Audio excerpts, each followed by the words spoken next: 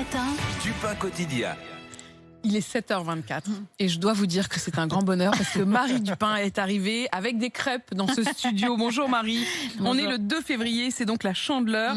Pourquoi est-ce qu'on mange des crêpes tous les ans le 2 février? Alors, il y Et pas aurait... que le 2 février, mais en particulier le 2 février. Alors, il y aurait plusieurs origines à la Chandeleur. C'est une tradition qui date du 5e siècle. À l'origine, c'était une fête chrétienne qui se déroulait très exactement 40 jours après Noël, donc le 2 février. À l'époque, la tradition voulait que les premiers-nés soient présentés au temple dans les 40 jours après la naissance. Et donc, ça correspond au jour de présentation de Jésus au temple. Le pape de l'époque organisait ce jour-là des processions aux chandelles, d'où le nom Chandeleur. Et puis, il offrait des galettes aux pèlerins qui venaient à Rome. Mais avant d'être adopté par les chrétiens, il y avait déjà des versions païennes de la Chandeleur. Dans la Rome antique, on organisait chaque année à la mi-février une fête de purification, les Lupercales, en l'honneur du dieu de la fécondité.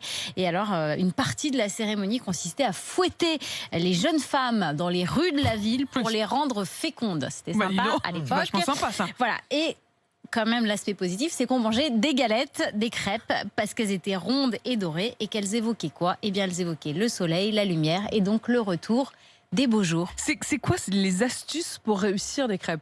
Alors, je suis pas très bien placée, parce que moi j'ai tendance un peu à les rater, mais déjà il faut éviter de faire des crêpes sans balance, hein. Il faut bien maîtriser les quantités, comme toujours en pâtisserie, hein.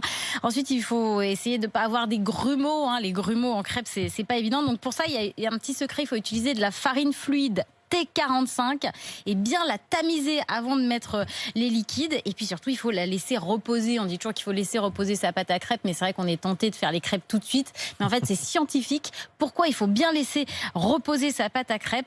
Eh ben parce que il y a de l'amidon dans les crêpes, et pour que l'amidon prenne bien avec les liquides, il faut laisser reposer au moins 1 heure, et si possible toute la nuit. Et puis il y a aussi la première crêpe toujours ratée. Alors comment on fait pour réussir sa première crêpe? Il faut savoir qu'il faut qu'on soit pile à 200 degrés. Si on est au-dessus, la crêpe va brûler. Et puis, si on est en dessous, elle va Donc, il faut coller. faire chauffer la Donc, il poêle faut avant. chauffer pile à 200 degrés. Il faut la faire bien chauffer. Et il y a un petit secret, on peut verser un petit peu d'eau sur la poêle. Et si les bulles d'eau dansent sur la poêle, c'est qu'on peut y aller. On peut mettre la pâte à crêpes dans la poêle. Et avec quoi on a le plus de chances de réussir ces crêpes? Un appareil à crêpes ou une poêle à crêpes? Alors, il y a vraiment 2 écoles. La crêpière électrique est plus conviviale, mais elle est aussi plus chère. Par contre, c'est sûr qu'au moment de la cuisson, c'est beaucoup plus facile de faire une crêpe fine avec une crêpière qu'avec une poêle.